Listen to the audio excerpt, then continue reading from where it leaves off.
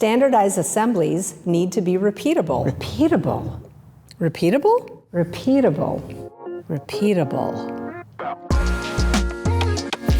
All right, Jay, welcome to the Evergreen House.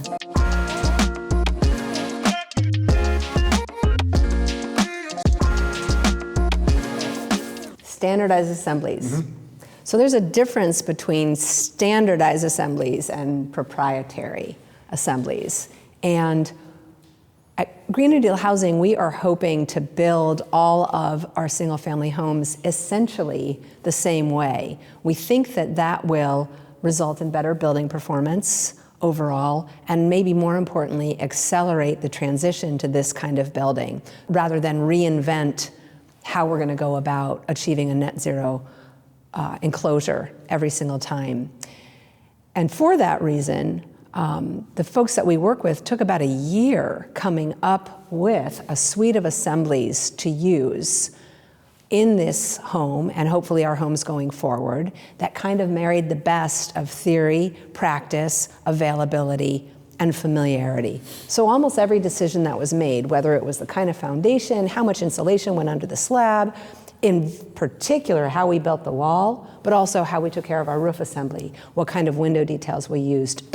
All of that was discussed at length with building science specialists that we work with builders that I had worked with time and time again over the course of decades, constantly saying, well, do we do this, do we do that? And that's how we ended up with, let's just talk about the walls first, the 2x6 stud wall with the plywood sheathing sealed as the air barrier and a nail-based panel for the continuous insulation layer to the outside of that wall assembly. So I've been asked, can you build these homes modular? Absolutely. You could build this assembly modular. Yep.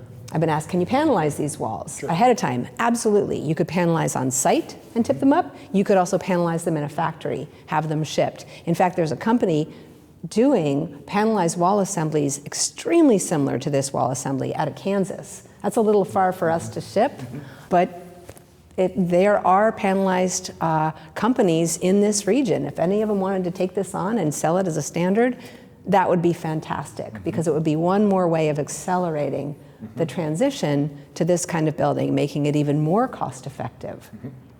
There is a benefit to standardization in terms of utilizing something that has been done over and over again and shown to be both effective from a building science and energy management standpoint, and from a cost effectiveness standpoint, certainly from a constructability standpoint, and back to that question of how available are those materials. Where you're at.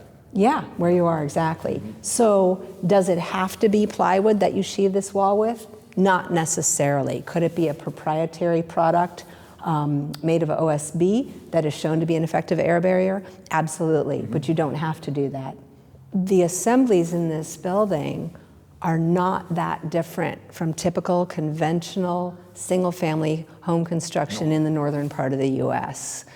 If you're building a single-family home, whether you're a production builder or you are a custom builder, the odds are most of them are building 2x6 framed walls, some kind of structural sheathing on the outside, some kind of cavity insulation on the inside, and they're probably using trussed roofs with raised heel trusses.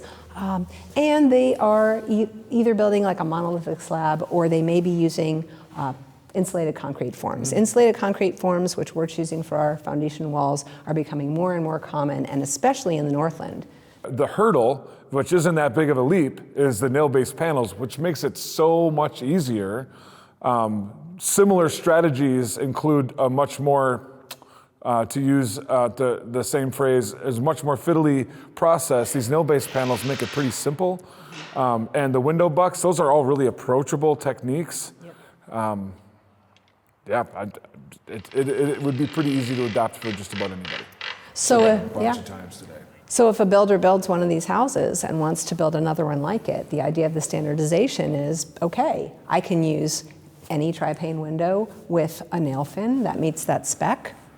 Most of the windows that our builders are installing now are nail fins, know how to integrate it with that exterior water management layer, know that I gotta cut those window bucks deeper and to size for whatever size It's worth noting that the construction industry works on standardized assemblies right now. I mean, just like you said, just about every builder builds a 2x6 wall with OSB or plywood on the outside of it. You put windows with a nailing fin on. This just takes that standardized assembly one step further to add the nail-based panels, a little bit of a window buck that you have to rip. Yep.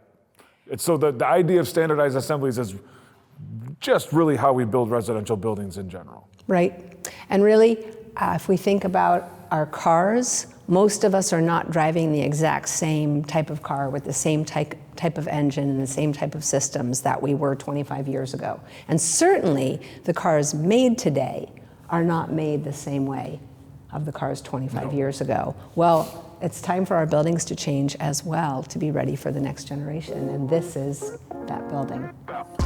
It needs to be repeatable. Repeatable? Repeatable.